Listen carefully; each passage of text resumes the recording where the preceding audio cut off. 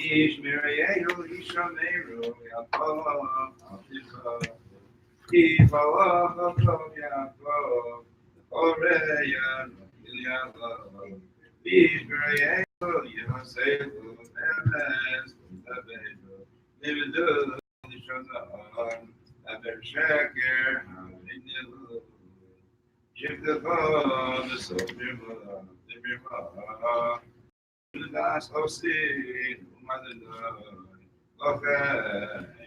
Go Amar Adonai Tzivos, Yitzchak Ufanti, Yehesem Ibnei Pasamidis, Beis Shafut, Nishanon, Mokibeh, Shalom, Esrei Yidaber, Utkibah, Al Ilabah Fadbah, Yim Bidor Shekmazel, Osnakem, Nafti, Al Hehorim, Eson, Tibone, Yalos Midbar, Kinnot KJBS, Osho, Neo Kashamayim, Nathan, Allah, as usual, yes, already, thank you. Mio Yakam, your Venezuela, I share the Amma of the Orange, it's a Hamid Worm, your bear, younger than I was promised to see. Worship the Lord,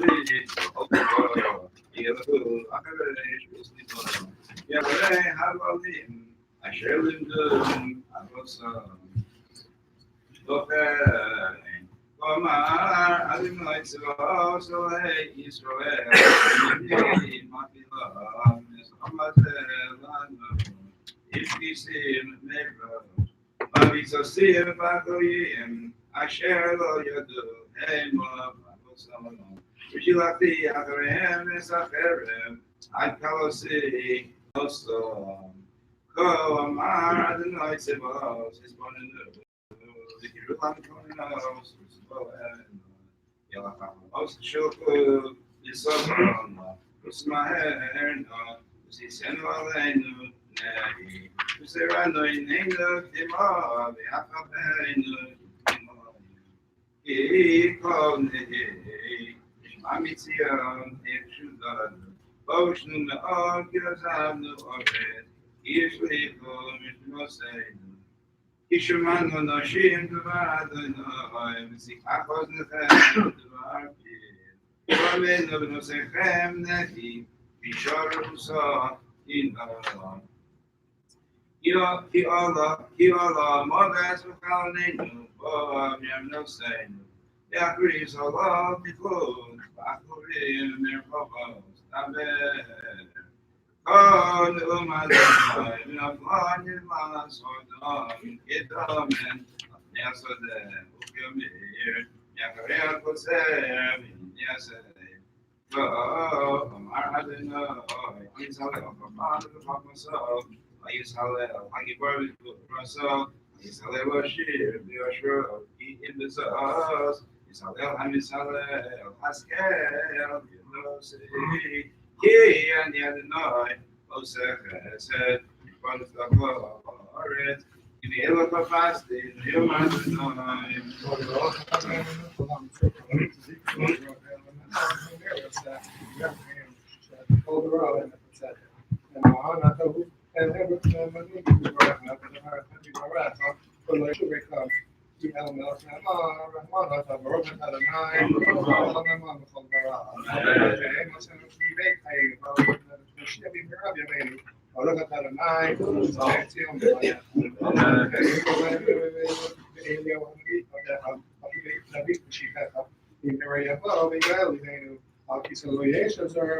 ועל ולא יכלו עוד אחרים את כבודו, כי בשם כספו ישמח לו, שלא יקבל סירות לעלות, ויעבור את השמיים, שלא ידבר.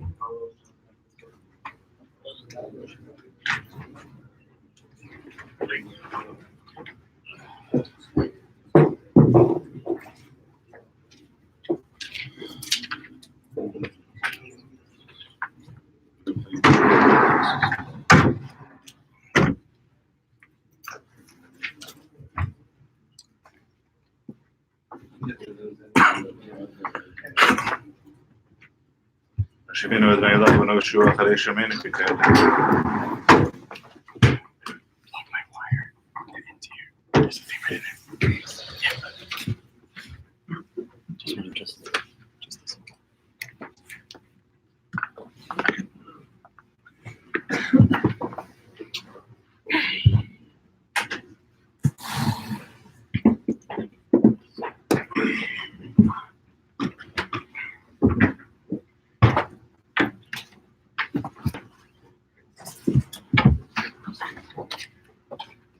For we start keynotes this morning, just want to first, although the Shulchan Aruch prohibits people from saying Sheila Shalom and welcoming and saying hello. Often on Tisha B'Av is the time you see people we don't get to see maybe the rest of the year. So I would love to say hello, but this morning we're not allowed to. And I just want to start with a little introduction to the keynotes, so our job this morning, to the journey that we'll go through during keynotes. First, just as I always like to do with Karas HaTov, first, really to my father, who ingrained in me the appreciation of Tisha B'Av and of keynotes. Besides going to shul in the morning with my father and sitting through keynotes, we would then go in the afternoon to learn with my shul rabbi about the Gemara's Kamsa Rakamsa, and that really, as a young boy, really taught me about the importance of Tisha B'Av. And this year especially, I want to make a mention that not a year goes by where my Tisha B'Av preparation is not enhanced by the Sfarim and the books that Steve Duby, Olav Shalom, gave me. We're now just a few days past Steve's first yahrzeit. I mentioned the night at Mincha Marav that Steve not only provided these books for me, Holocaust books, history books that weren't even yet in print. He would give you ones that, it said you can't publish yet, first editor. And he would always give me his take on whether or not I should read it, or I should not read it, what I should know about the author. And really a gem of a person. His legacy of love of learning and history continues to inspire me and inspire many others. As we begin keynotes, as I say every year, there's not a halacha to the keynotes that we have to say. But we'll go through some, hopefully get some this year that we don't usually get to. But just one thought as we begin. The Gemara tells us a story that is really at the core of the morning of Tisha B'Av. It's the story about the death of Zechariah. Zechariah is killed in the courtyard of the Beis HaMikdash, the first Beis HaMikdash, and a murder that took place on Yom Kippur and on a Shabbos. And Zechariah, besides being killed on a Shabbos on Yom Kippur, was also the Kohen Gadol. The Gemara says that Ashchei Ladamei to Zechariah, that later Nebuzaradin finds the blood of Zechariah kamartich, it's boiling. So he wants to know, he just ravaged the Beis HaMikdash, and he sees his blood that's boiling. So he says, "My high, what is this blood?" They tell him, "Don't worry, it's dam zvachim, it's karbanos." So he's watched enough, CSI. So he takes blood of a carbon, and he brings the blood, and he says, "It's not the same blood." So he tells me, "Tell me the story, I'm going to kill you." So the Gemara says that they say the following. They say that there was this Navi Ahave ben Tahave Kamochech Lan B'milei Dishmaya. He rebuked us. So what did we do? Kamin Aluya v'Katlin Le. So we killed him. Have Kame Shanim Delo Kanayich Damya. So we killed him, but years later, the blood is still boiling. So Amrlu, so Nebuzaradin says, "Don't worry, Ana Mefaisna. I'll appease the blood of Zechariah." And it's a wild Gemara, the number of deaths that Nebuzaradin goes through to just appease this death of Zechariah. I Sanhedra Gedola, the Sanhedra Ketana. He brought the Sanhedrin Gedola, the 71. He brought the 23 members of the Sanhedrin Ketana. He killed them all. The lo nach, and it doesn't stop. Bachurim and Basulos, he brings the young men and young women. The lo nach. Tinoka shal beis rabba, and he brings children. The lo nach. So Amar le Zacharia tovim shabahan evaditim. No, I killed the best of them. And finally, Kamar le lahanach, and finally the blood finally stops boiling. It's a terrible story. Countless Jews were killed because of these individuals who murdered Zechariah. So I want to talk about the beginning of the story and the end of the story. The beginning of the story, why is he killed? Why was Zechariah killed? The Gemara says it's simple. He was killed because Zechariah was a Navi. The Nevi'im were told by God, rebuke the people. He rebukes the people, and it was easier for them, more comfortable for them to reject Zechariah. You're a radical, you're an extremist, you're too frum. So they killed him, as opposed to listening to the rebuke. This all happens because the Jews refused to listen to rebuke of a Navi. In fact, the rabbis tell us that when the blood of an animal is covered with dust, as the Pesukim in Vayikra tell us, Zechariah's blood was put on a rack. They didn't even cover it. They had such disdain that they saw them, they wanted to just completely cut themselves off from this guy Zechariah. And that's why we just began yesterday Devarim. Sefer Devarim is really all about rebuke. It's all about rebuke. On Moshe's final days of his life, he doesn't call them together and say, it's been a great ride. It's not like the end of like camp. We get together, we bring these little books, everybody signs the yearbooks, it's wonderful, it's uplifting. The end of Moshe's life is horrible. It's countless stories of the Meraglim, of where they faltered, of what they... Because Jewish history, Tanakh, Navi especially, it's the history book. It's not a feel-good story of the timeline of the Jews. It's that people often, they don't like taking rebuke. They don't like taking criticism. And she notes the first things you have to do when you receive criticism, number one, is you have to stop your first reaction, which usually is, I'm doing this correctly, of course I'm right, you're the one who's wrong. And the second thing is remember the benefit of receiving feedback. The Rambam writes in Hilchos Tshuva that people that can't take rebuke and can't do tshuva. It's one of the things that blocks the path of tshuva. So Nebuzaradan is killed, a leader, a Navi, a prophet, a Kohen Gadol, on Shabbos, on Yom Kippur, because he told the Jews to do tshuva. And as we read through the keynotes, we have to think about how we accept criticism, how we accept rebuke. So often today, what's happening in Orthodoxy is that an Orthodoxy becomes so splintered and so fragmented that I can create my own personal brand of Orthodoxy, that no matter what I do, I'm always right. Because in my view of what I'm doing, that could be far to the right. You could be protesting AIPAC with the Turi Karta because you think you're right. And you could be doing things on the left that you think are right. It doesn't make a difference where you fall on the spectrum. And we don't like hearing rebuke. We don't like hearing criticism. And that's what happened with these Jews. They said, Zechariah, you're crazy. We'll kill you. So what's the end of the story? The end of the story is the Gemara says, that moment, hear her tshuva bidate.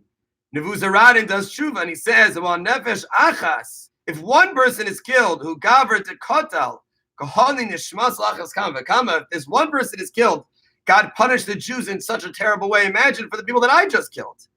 And the story goes that Nebuzaradan does tshuva. And the famous Gemara tells us that Bnei Haman, the Bnei Banav Shalom and Alam the Torah, Bnei Brak, the children of Sisra teach Tinoka Shalbeis in Yerushalayim, and the sons of Sancheriv teach Torah. The Gemara tells us all these wicked people who did tshuva, or whose children or grandchildren did tshuva. And Rav Yigal Ariel, who's a great author in Israel today, a great teacher of Tanakh, in his sefer called Agadah Shal Nechama. So work on these, on different, on Navi, especially on these Gemaras. He says there are 4 lessons to learn from the end of the story of the Nebuzaradan. Number 1 is that even when we feel like nothing, our ruach can triumph over everything else. Right? Something Nebuzaradan, people, we don't see it often. Nebuzaradan went through terrible things that he did, and yet he does tshuva. That the gates of repentance are never closed. never ever closed. All those shuvas that we've discussed in the past about whether or not, Simon Wiesenthal's The Sunflower, all about whether or not tshuva can ever be out to somebody else.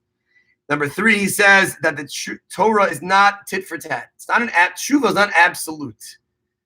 Right? That it's okay. Sometimes the wicked children can be teaching. Doesn't mean that it's equal, but they taught Torah, even though their grandparents might have been wicked. And then if Nevuzaranin can do tshuva, then we can do tshuva as well. As I've mentioned a few times over Shabbos and last night, Tisha B'Av is a very, very honest day. If you read through the Kinos are really, it's rebuke, it's criticism. Most of the Kinos are quoting Sukkim, quoting Midrashim, how we have let this happen. Of course, we'll question God, so to speak, at points over the morning. But for the most part, Kinos are criticism. So we said last night, if we're not in the Beis HaMikdash, in the third Beis HaMikdash now, so we haven't done our full tshuva. It's not, we should feel good at where we are, but never with the sense that we fully accomplished it. So on that note, we'll begin the first Kinnot. First Kinnot this morning, we'll go straight for a few, is Kinnot number Vav, letter Vav, which is found on the art scroll on page 152. If you have the OU Kinos, it's found on page 195. As we'll try to do a little bit of the Kinos inside, some are outside, some themes. This first Kinnot is written by Elazar HaKalir. While there is a little bit of a debate as to when Elazar HaKalir lived, his Kinos are chosen because there are thousands of Kinos out there. However, when putting together the book of Kinos, so to speak, we stayed true to those poems and authors who were true to their religion. And Elazar HaKalir weaves Midrashim, Tanakh, Maimrei Chazal, Halacha, Gemaras, and his goal in writing Kinos is that to take his inner thoughts of mourning and sadness and tragedy and to put them through the Aleph base. Everything eventually comes back to the Aleph base to the beginning. There are two major themes in this Kinnot. The first theme of the Kinnot is the first word of Shavas. Shavas is suddenly.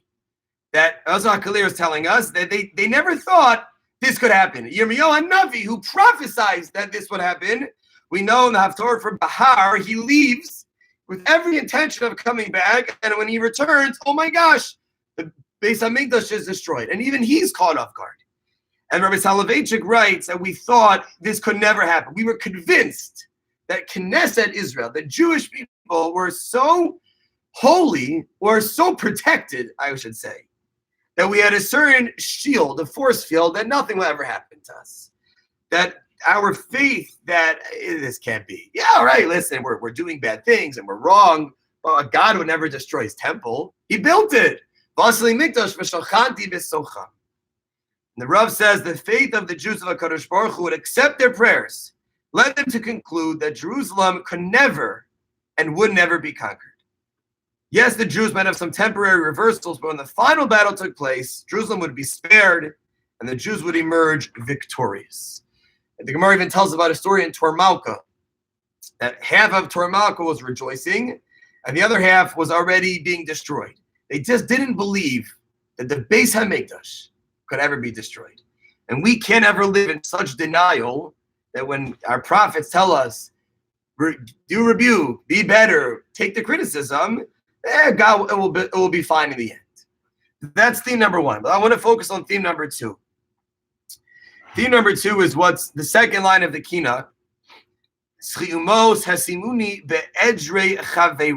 shared a little bit last night in the shir we did after Marav. They called me dirty, umos, like repulsive. It's disgusting. Worse than all my peers. This means we're garbage in the eyes of the world. It's a theme we mentioned last night. We'll talk about it the rest of the morning. We see it today. Part of what we're trying to share, mourning over Churban Beis HaMikdash, is not a mourning that is old, it's new. This Avelus Chadasha, that things are really bad, is not something that we need to look back to Jewish history. People have contempt for us. We mentioned BDS. BDS is outright anti-Zionism and outright anti-Semitism. From 2006 to 2016, over a 10-year span, the United Nations Human Rights Council condemned Israel 68 times. 68 times. So there's a number of councils, the Human Rights Council. In fact, Israel actually was just able to get onto the Human Rights Council. But out of the following countries, including Algeria, Iraq, Pakistan, Somalia, Zimbabwe, Venezuela, Turkey, Algeria, from 2006 to 2016, the Human Rights Council condemned them combined 0 times. 0 times. That's chiyumos hasimuni be'edrei chaverai. And, sadly, anti-Semitism has been a topic we've discussed numerous times in the past year. But just to share with you a few events of this year, besides the now classic vandalizing of cemeteries across Europe, which is almost a common occurrence now that it's not even being reported, that cemeteries, headstones are just being destroyed. In Turkey, an Islamic newspaper published anti-Semitic report that the Jews living in a certain district had taken control of the neighborhood and were training dogs to bite Muslim inhabitants. Now, it's fine to just people to think this, but the news agencies, mainstream news agencies, are now picking this up and are sharing this. Is a problem. The chief rabbi in Argentina was harassed a few months ago. All come economically very disadvantaged families in Haifa. See a soccer game were beaten up, humiliated, discriminated against, and when they saw their Israeli passports, they were even more humiliated. These things, simuni be'edrei chaverai. You saw probably the carnival in Belgium in March with the float of caricatures of Orthodox Jews with money, with rats, anti-Semitic songs being played in the streets, publicly funded by the government. This is Schiyamos Hasimuni Be'edrei Chaverai. And this is what this Kinnot, Rabbi Yazar HaKalir, is focusing on. Already in his day, as a Tana, he sees that I'm garbage. And just recently, a host on a Jordanian television show recently said the conflict with the Jews was an existential one, and that Palestine is not big enough for 2 people. If you go on CNN, which you shouldn't often, but if you do go, you'll see that Ambassador Freeman, and they keep trying to say certain things. And he says that, of course, 2 state, 1 state, says no one's even saying 1 state. But clearly the language that's being put out is that nobody wants, they want 1 state. Palestine is not big enough for 2 people. He said this, a professor at University of Jordan. He dismissed the rhetoric that the Jews have a connection to Israel, that they've been there for 7,000 years. And the fact, he said, that they passed through for 70 years during those 7,000 years is absolutely meaningless. Okay, so in his mind, we've only been in Israel since 1948. It's actually a little bit off. It's 71, but whatever. In his comments, he said it's either us or them. The Jews, he says, are predisposed to hostility, and the Zionists had killed the prophets. And he said that he wanted to smash the head of any Jew who lays claim to Jerusalem and to the Western Wall. This is Schiyamos Hasimuni Be'edrei Chaverai. If we think that this past year didn't bring about reasons that we should be mourning, that we are garbage among the nations, we are still. And if you look at the end of the first stanza, and then we'll say the Kinnot, the last line ends, Safku kaf umot adu evarai. My foes, my enemies applauded, while my limbs fell off. Kisilo kol abirai, as they trampled upon my heroes. It's not only, and this is the unfortunate, brilliant insight of Rezl HaKalir, it's not only that they humiliated us and that they beat us up, that they clapped about it. Just look at the Palestinians on Friday afternoon and on Shabbos after the death of this young boy, Devere. The cheering, the giving out of candies. That's the line, Safku kaf umolado evarai. Not only is Schiyumos Hasimuni Be'edrei Chaverai bad, but it's bad that after all of it, it's being accepted as mainstream. Say Kinnot Vav, Shov Asuri Manage.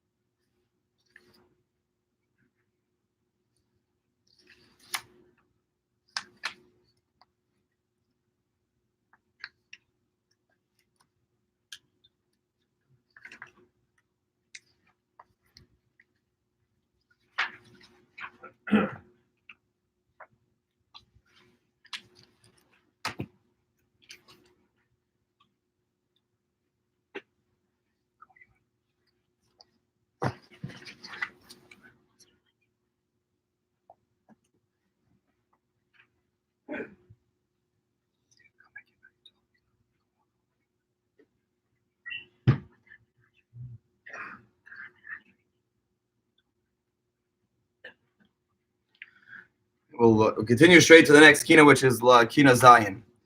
Stylistically, in this kina, Elazar HaKalir is contrasting how a Kadosh Baruch Hu could do certain things and not remember the good time. God, how could you rush through your wrath? And then the last line is V'lo zacharta. Some mention a promise about the great things that occurred earlier in Jewish history. For example, in the first stanza, you didn't remember, or v'lo zacharta diligas dilug derech, the midbar in the second stanza. You didn't remember certain parts of our relationship. In this kina, what we have in this kina, the Paitan is arguing that God has forgotten the promise. The promise of the Torah was that the Jew would have this permanent possession, that would be the Jew. And the Paitan poses the challenge. You didn't fulfill your promise, God. You didn't fulfill promise. And in past years, we've discussed that this is the chance that Yirmiyahu Hanavi allows us to ask questions we're not allowed to ask the rest of the year. An important part of Judaism, as Professor Berkowitz writes in his book, Faith After the Holocaust, the ability to ask questions, to allow ourselves to realize that we're not going to get an answer that we're comfortable with, but the welcoming of our questions, as Hashem does to Avraham when he destroys the dome, is an important part of our relationship with the Kadosh Baruch Hu. The attack on Hashem is the basis and the halacha really for the 9th of Av. There are a number of events that occurred on the 9th of Av. We discussed last night a little bit. The Meraglim, both Beit HaMikdash were destroyed. The Beitar, the last stand against the Romans, is finally defeated, and of course the temple, the Beit HaMikdash area, is completely destroyed by Turnus Rufus. There are other major things that happened on Tisha B'Av. The idea of the Spanish Inquisition around Tisha B'Av in 1492. World War I breaks out on the eve of Tisha B'Av in 1914. And on the eve of Tisha B'Av in 1942, the mass deportation began from Warsaw to Treblinka. And the idea, what's mentioned in the keynotes of Chuch Balut Tsaros, right? Why do we need so many tsaros? One would have been bad enough. One Beis HaMikdash, we would have mourning. Meraglim, enough to cry. Second Beis HaMikdash, enough to cry. Why do we need many, many events? So one idea of Rabbi Soloveitchik is that to realize that if it happened once, so it can happen again. But I want to focus on one aspect of the Kina. If you look at the 4th stanza, the 4th stanza says, "V'lo zacharta chiton chuke chorev asher chakakta lachmu lecha." How could you, Hashem, you abandon your sanctuary and you not remember the vows we made, the wedding at Chorev? The relationship between Jews and God is a marriage. And the Paitan is arguing, you've given the impression to the world that you've abandoned us completely, but we're married. Right? There's Erisin, there's engagement, there's Nisuin. And at Har Sinai, we had Nisuin. There was the Chuppah. We have this intimate relationship. And the Python is saying, how could you, God, in the marriage with the Jewish people, allow someone else to come into our home? You allowed Titos, Sancheria, Nebuchadnezzar, Nebuzaradan, and you allowed others into our home, but it's our home. We have this relationship together. And I think it's important to talk about our home, the idea of the role of the Beis HaMikdash, and for us, as we'll talk a little bit later this morning, of our own Batei HaMikdash, of our shuls. The difference between a Beis HaMikdash and a Beis HaKnesses is that a Beis HaMikdash Hashem calls to us, and a Beis HaKnesses we call to. And the advantage that we have of having that it's ours with the Kadosh Baruch Hu is the way that Chazal said after the destruction of the Beis HaMikdash, we didn't need shuls, we didn't need tefillah. They could have had anything else. We created, but Beis HaKnesses, we created shuls to be modeled after the Beis HaMikdash. It's how they're the structure of a shul, where the Aron sits, where the bima is. In the old days, shuls had a place for avelim and a place for chasanim, same way that the Beis HaMikdash had. This is our home, and how we treat the shuls that we have and the conduct that we take in our shuls, I think, is an important piece of this Kinnot. And I want to share a piece of history that started in a shul, because it's the 90th anniversary or commemoration of the Hebron massacre. Hebron massacre occurs in 1929. It's really a tragedy that we haven't spent much time on, I believe, over our Tisha of years. There's a sefer from Rav Dov Cohen, who's a Rav in Yerushalayim. It's called Vayalchu Shneim Yachdav.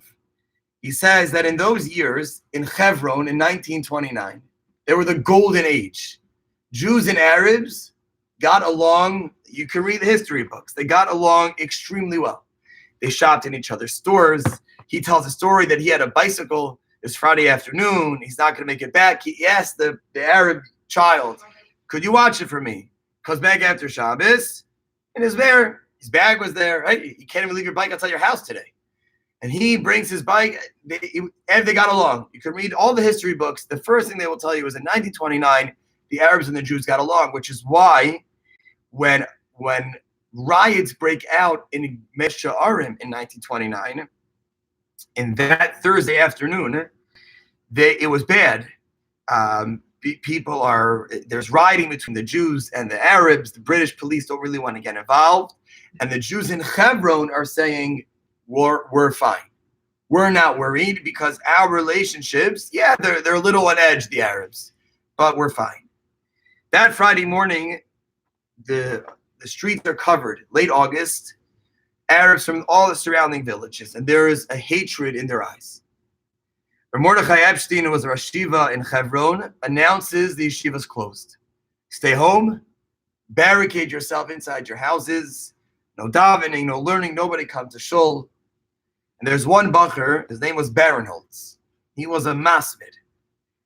When he's learning, nothing else in the world was happening.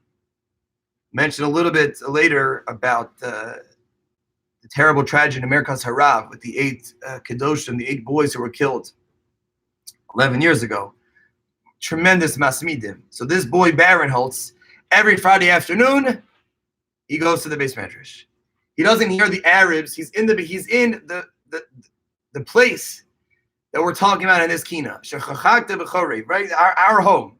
He doesn't hear the Arabs are breaking the windows. He doesn't hear them trying to break into the Aron. He's sitting with his head in the Gemara. He's learning. And the only thing that he hears, and as he looks up, he's the first person killed. He's the first carbon in the Hebron massacre. Word spreads over the yeshiva, and they go get his body, and the yeshiva says he can't. It's too risky. So the Arab policemen don't really do much during this pogrom. It's Friday night, and it's still somewhat quiet. And Shabbos morning, everybody daven in their home, and that's when everything breaks out. And that Shabbos morning, there's sounds of Yahud, Yahud, Tabach al Yahud, to slaughter every Jew. They're screaming Shema Yisrael. The police are in the street saying, don't do anything, don't do anything. but they're not stopping the Arabs. 67 people are killed in the Hebron massacre. What's not known about the Hebron massacre is what happens afterwards. In Benny Morris's book, which is called "The Righteous Victims: The History of the Zionist-Arab Conflict" from 1881 to 1999, and already it's a 800-page book. He says that after the Hebron massacre, more riots spread out. A few days later, riots spread to Tzfat, one of the 4 holy cities. It had 10,000 Arabs, 3,000 Jews. A mob charged into the Jewish quarter, killing people, setting fire to the homes. The attack lasted 20 minutes, during which the British police commander actually there killed 2 of the rioters. Then it continues. 18 Jews died, 80 are injured. More died after as they continued to be hurt. Few days earlier, there's an attack in Tel Aviv on August 25th. Similar clashes continue in Haifa, in Moza, which is west of Yerushalayim. And it continues and it continues. This wasn't just one massacre in Hebron, it spread to other cities. And I'll just share with you a testimony, 2 testimonies. One of Risa Immerman. There are still survivors today of the Hebron massacre. You can go on Hebron.org. You can read some of their testimonies. Some have written books and svarim. She was 27 years old. She says they gathered together in their house to daven. After supper, I and my family went to the Unger's house because it was more convenient for the children. We slept on the floor to guard ourselves from bullets. Behind the door, slept an Arab while Unger walked by and guarded the door. The Arab promised that on Saturday morning, more would come to protect us. On Shabbos, at about 8:30 in the morning, after we heard the cries of the savage rioters, they attacked our home.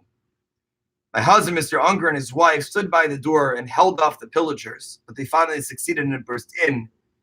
I only saw how they killed Unger and his wife with the large clubs, and my eyes were injured. My daughter was wounded with a knife in her head. The rest of my children remain uninjured. Pierre van Passen was a non-Jewish advocate for Zionism in the 30s and 40s. He has an autobiography called The Days of Our Years, in which he writes the following. He says, they falsified part of the riots were I want to borrow terms from politics, were fabricated news, fake news that was being published, pictures of Jews with the Omar Mosque in Yerushalayim in ruins. It wasn't true. So when the word spread that this was happening, so they all got ready to avenge their rage around Israel. He writes that a Jew passing on his way to synagogue was stabbed to death.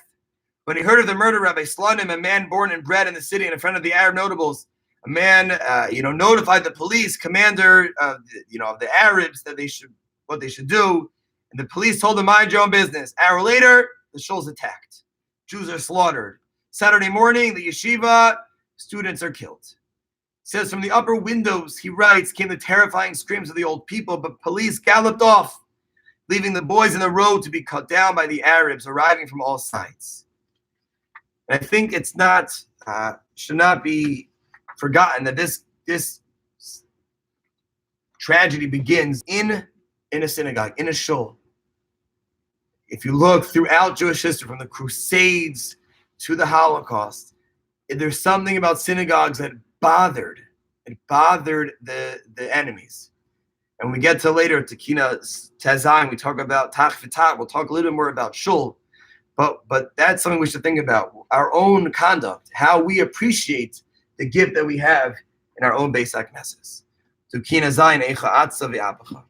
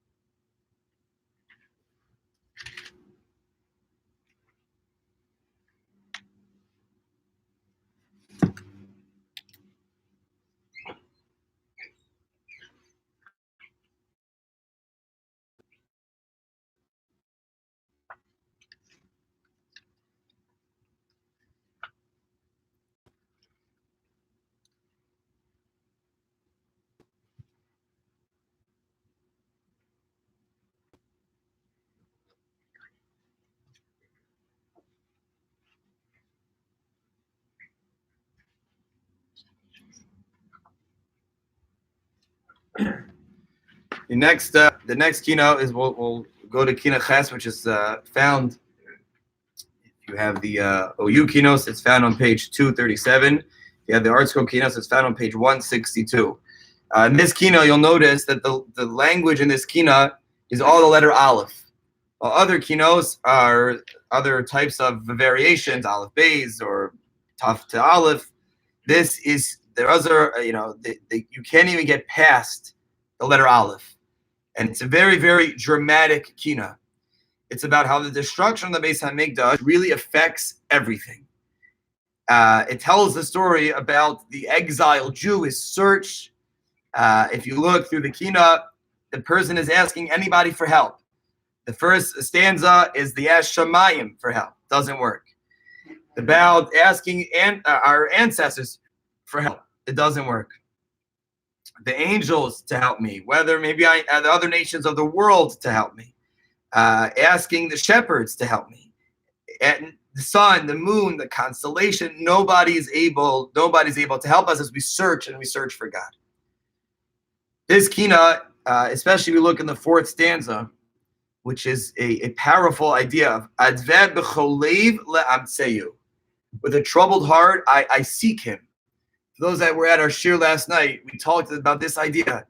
It's Hashem that puts us in this situation, and yet we also have to let's get out of the situation. We look to God, and I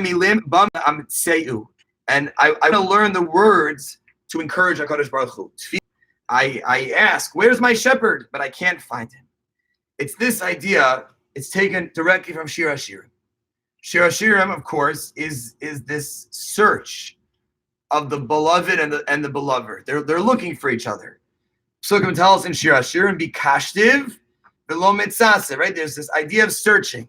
The Jews search and search for God. And just like in Shir HaShirim, finally, the pasuk tells us, Ani yeshein v'li bi'er. I've gone to bed.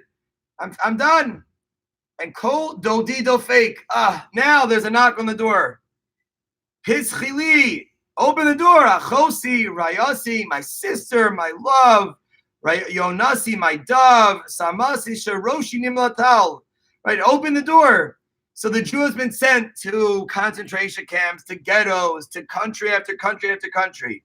And finally, after all that suffering, kol dodi dofek, we hear the knock. What's the response? When Shir HaShirim, the response is, so close, pataches, kutanti. If I didn't go to bed yet, I'm already changed. I'm in my pajamas already. The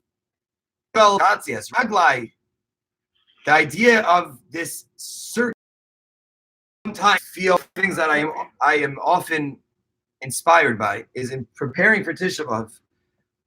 And we'll share a number of these stories over the course of the morning.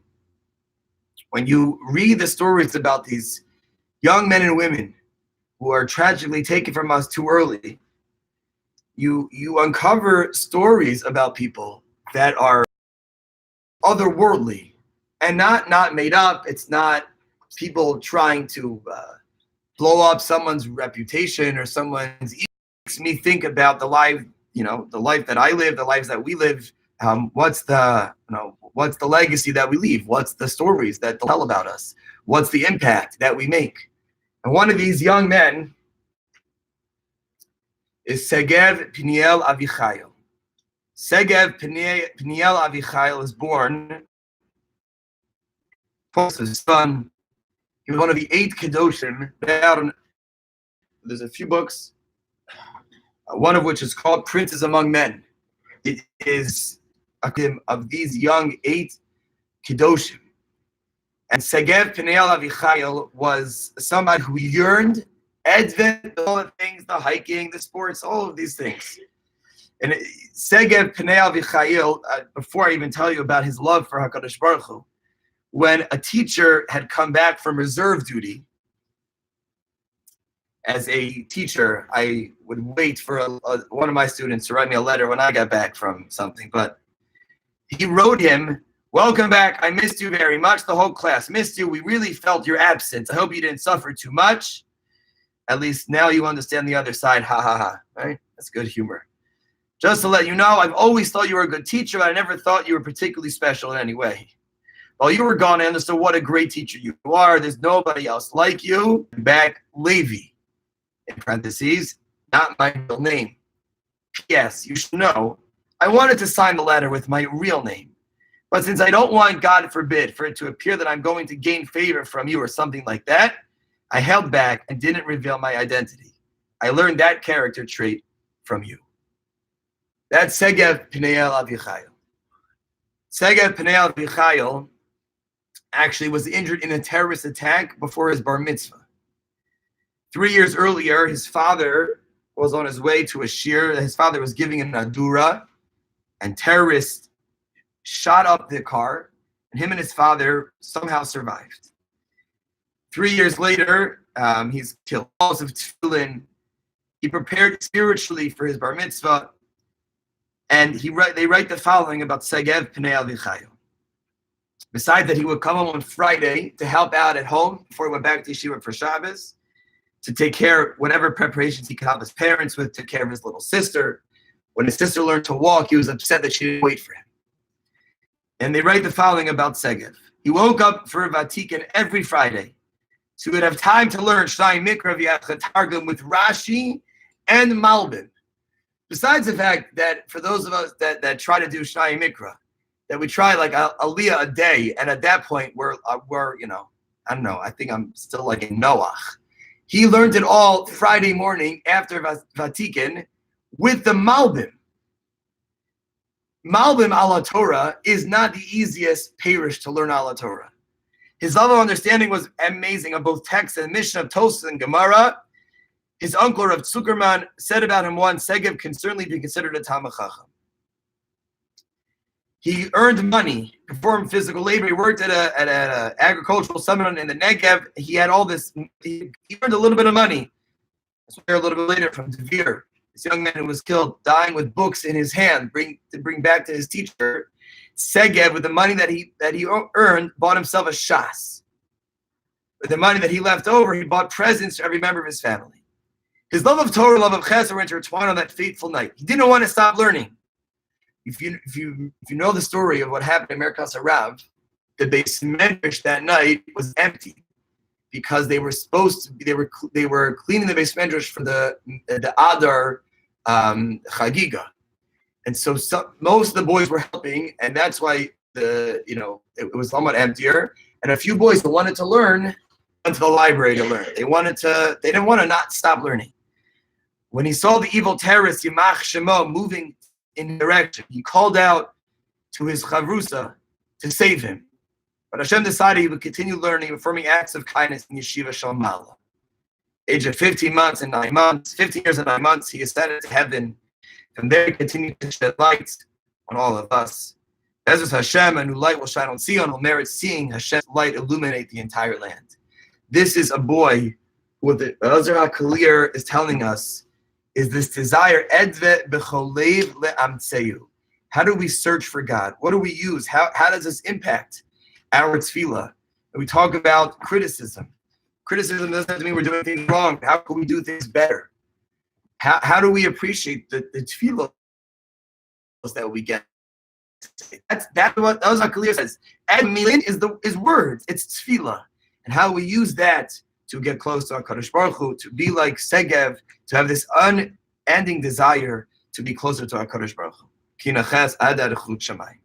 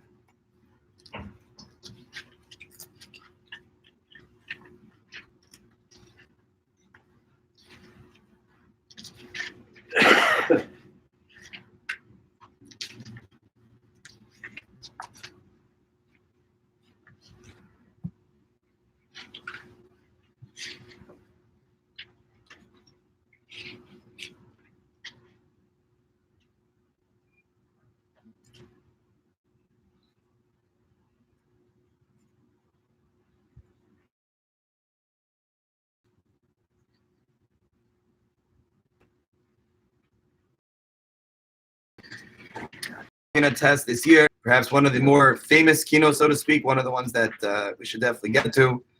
Page 174 in the art scroll. Eicha Yashva Chavatzeles Hasharon. This Kinnot is the first Kinnot that we've done that is called 24 Mishmaros. And each group would come to Yerushalayim for 1 week at a time to perform their avodah on the Beis HaMikdash. And since each one only worked 2 weeks during the year, they didn't live in Yerushalayim. They had their own settlements. A very important historical Kinnot, because there are names in this Kinnot, family names, Mishmeres, Mafsheta, that we only know because of this Kinnot. The Kinnot goes through the towns, their demise. Each group had their own little exile. The question is, why do we make a Kinnot about the families of the Kohanim? Ever since I think about this idea. The 4 fasts that we have, even though chronologically Tzom Gedalia is the first, we did a shir on Rosh Hashanah last day that we learned that Tzom Gedalia is really the last, but in order, the Sarah B'Teves is the siege later on Yerushalayim. Shavuos Tammuz, the Romans break through, and Tisha B'Av, they destroy the Beis HaMikdash.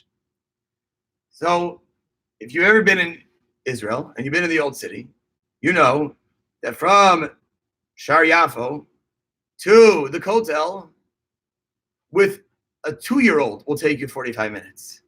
By yourself, you could do it in 20 minutes. If you go to the Arab Quarter, you could do it in 15 minutes. And even if you stop and buy ice cream 3 times along the way, you'll still make it in an hour. And it takes the Romans 3 weeks. 3 weeks. The Romans were the greatest military power in the world at the time. So the Rav says, it took the best, the most powerful Roman legions. They sent their best force to conquer Yerushalayim. 21 days. They were days of bloodshed, in which thousands of the young people died. Every stone was defended. Every inch was soaked in blood. Who fought? Says the Rav, the Kohanim. This year in particular, I'm going to flip our discussion about resistance. Usually when we talk about resistance, it's spiritual resistance. It's Jews dying on Kiddush Hashem. It's trials and shuvas in the Holocaust of when there wasn't a need to be makbid in halacha, in kashrus, in yontif, but Jews said, if this is how we're going to die, we're not going to give in. That's spiritual resistance. And we've talked plenty. And we'll talk a little bit more later, but I want to shift the discussion to talk about physical resistance. Of course, you have in the Holocaust the partisans, those that physically took up arms, no training, no nothing, that fought. You have the Warsaw Ghetto Uprising. Besides the Treblinka Uprising, which is not as well known, the Sobibor Uprising in 1943. If you read Emanuel Ringelbaum's notes to the Warsaw Ghetto, there were Jews all the time trying to grab a Nazi or two, and physical resistance.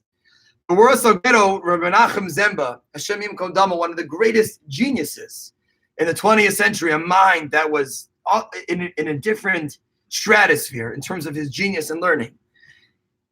In 1943, in January of 1943, he gave his bracha to the Warsaw Ghetto Uprising, which was a shaila in halacha, because there was a concern. We're going to fight. We're not going to win. Can we put ourselves in danger where we're going to get shot and killed, or worse, tortured? And Rav Nachum Zemba writes of an stress of the Jews, where in the 20th century, during liquidation, the Jews had hopelessness and